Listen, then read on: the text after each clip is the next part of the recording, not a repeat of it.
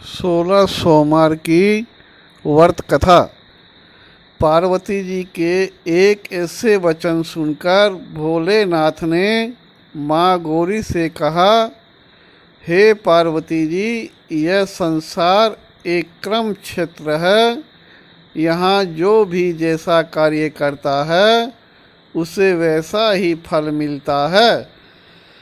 अर्थात जैसा कार्य मनुष्य करता है वैसा ही परिणाम भोगता है। किंतु माता पार्वती आग्रहपूर्वक बोली, हे नाथ, यह आपका अनन्य भक्त है। यदि इसको कोई भी दुख है तो आपको उसे अवश्य दूर करना चाहिए।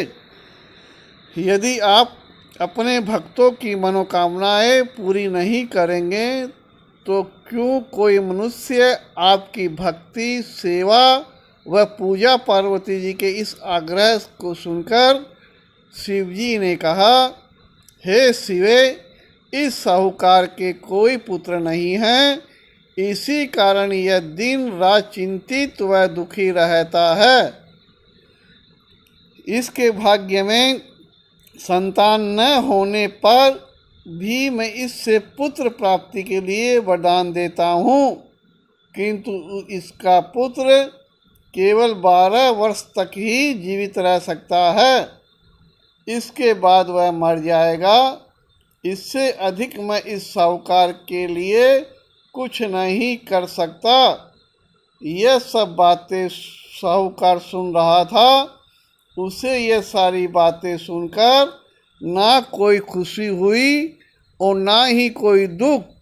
वह पूर्वत शिवजी की पूजा वह व्रत करता रहा। कुछ समय पश्चात साहूकार की पत्नी गर्भवती हो गई और 10वें महीने में उसे एक बहुत ही सुंदर पुत्र की प्राप्ति हुई। साहूकार के घर में बहुत खुशियाँ मनाई गई, किंतु साहूकार के पुत्र की 12 वर्ष की उम्र जानकर कोई खुशी प्रकट नहीं की। इस संबंध में किसी को कोई भेद भी नहीं बताया। वह बालक धीरे धीरे बड़ा होने लगा।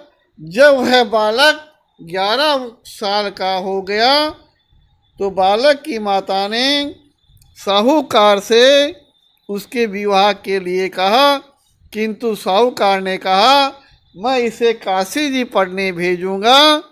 साहूकार ने अपने साले को बुलाकर कहा कि तुम इस बालक को काशी पढ़ाने ले जाओ और इसे विधिवत शिक्षा ग्रहण करवाओ। काशी पढ़ने ले जाओ और इसे विधिवत शिक्षा ग्रहण कराओ। साहूकार ने उसको बहुत सा धन देकर कहा कि रास्ते में जहाँ कहीं भी ठहरो वहाँ यज्ञ और ब्राह्मणों को भोजन कराते जाना।